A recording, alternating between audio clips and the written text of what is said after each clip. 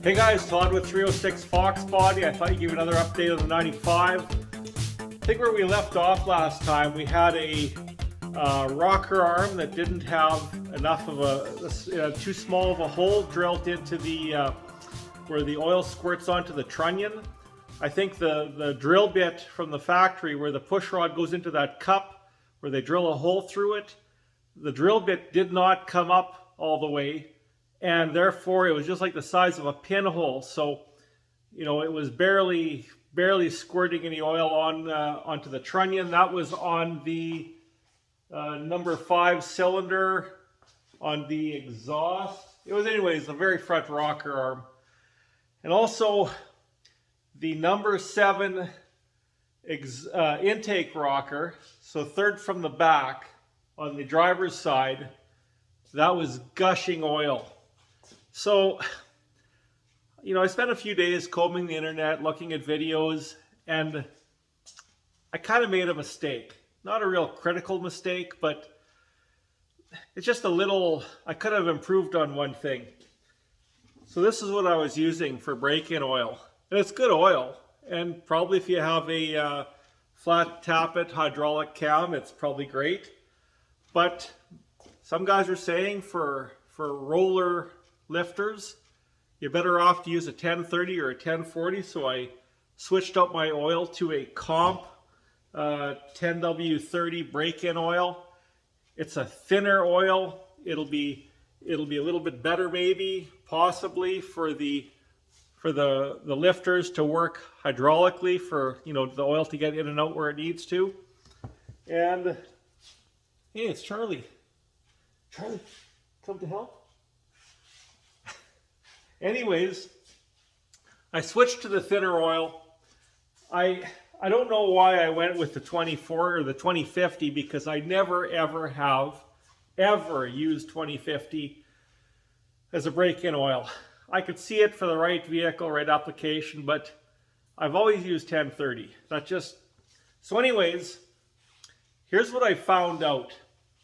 I'll show some video of that number 7 intake rocker arm gushing oil all over the trunnion, and I'll show you what we found out. So we changed the oil in it, and we made a major development, and it just goes to show. Charlie! Look at that, Charlie! What are you doing? Those are nice rims. You can't do that. Did you see that? Yeah, there's no way I could have planned that. Anyways, it just goes to show. So anyways, it just goes to show that a couple small things could make a big difference. Now, I don't have the car all together yet. I just wanted to face my frustrations a couple hours at a time.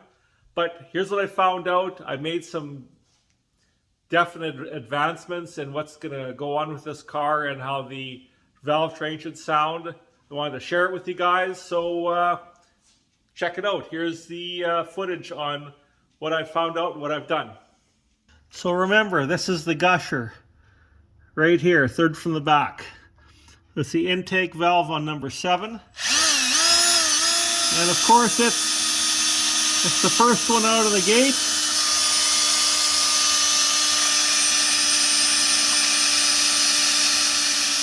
Few air bubbles coming out. I'm just going to let this catch up. I don't want to make a mess. After doing all this work, I don't want to make a mess on this thing. Let's check out this side, see what's shaking.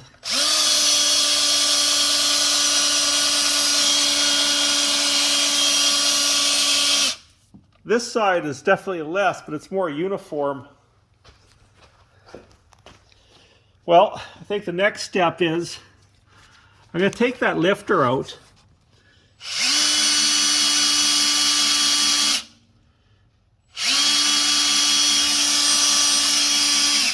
And take the lifter out and see if it makes a difference.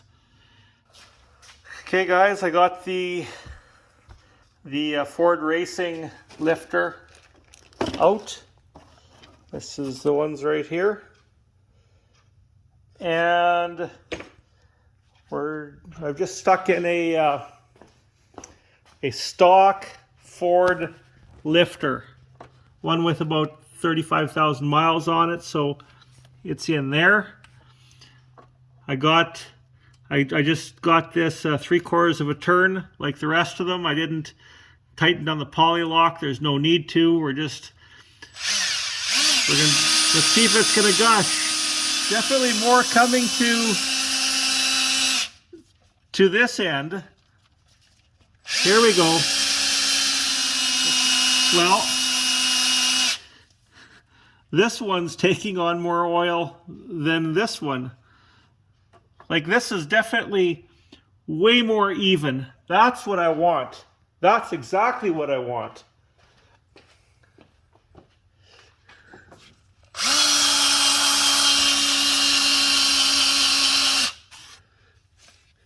Like, the oil is dripping over the ends of the rocker arms.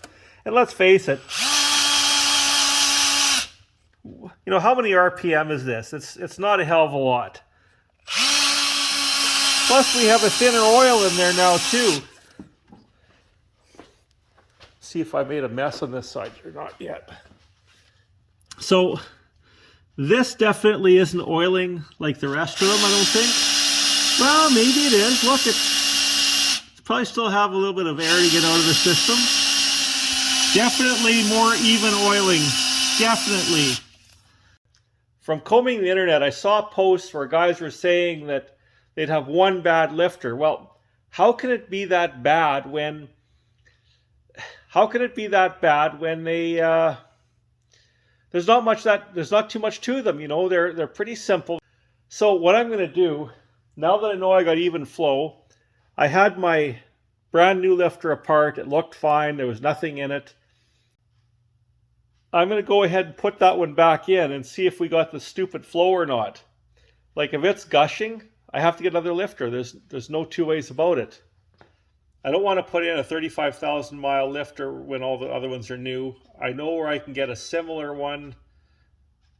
It may not be a Ford one, but you know what? As long as the oil flow is similar, the motor wouldn't know the difference. So what I'm seeing is, I'm seeing more oil flow compared to the stock lifters in the other engines. And it's more consistent side to side.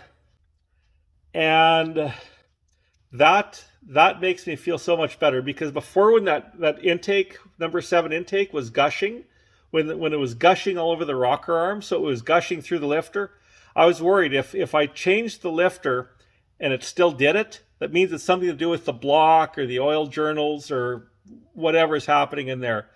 But because I changed the lifter and everything straightened out, I know it's a lifter issue. The only thing that changed is the lifter, and now we have much more even flow. I'll just try it one more time just to satisfy myself. So look, everything has gone down. And you know what? Nothing is really gushing. See, number 7 hasn't even spilt over the tip of the rocker yet. Let's go to the other side. Yeah, every one of them is spilt over the tip of the rocker. Guys, I think we have one bad lifter. So I'm gonna put this lifter back in, try it again. If it's smartened up, it's smartened up. If it didn't, I'll need a new lifter. That's all there is to it.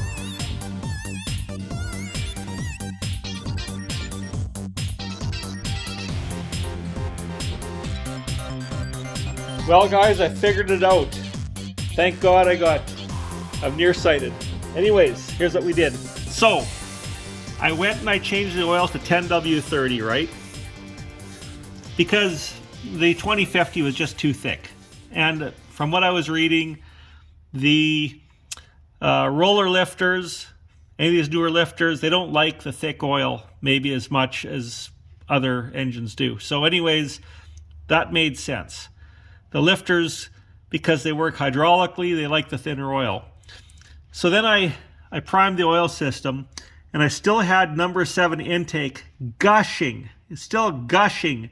And that would, because the oil I believe comes from the back, it starves the rest of them. But this side was fairly even oil flow. So for the hell of it, I took this rocker arm off here, checked where the oil sprays. It looked normal, it looked correct.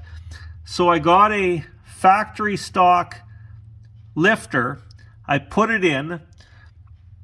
I did the priming the oil system, and the oil flow was now even all the way across. This one was actually lagging behind a little bit because maybe the stock factory OEM style lifter, it might not flow as much as these newer ones by a little bit, but it was basically uniform right through. So I thought, well, maybe this little disc, this little diaphragm disc inside the new lifter, I thought maybe it was upside down because it should sit like this. So I thought, okay, well, maybe I'll flip it upside down. And that's when I noticed. There's damage to this disc.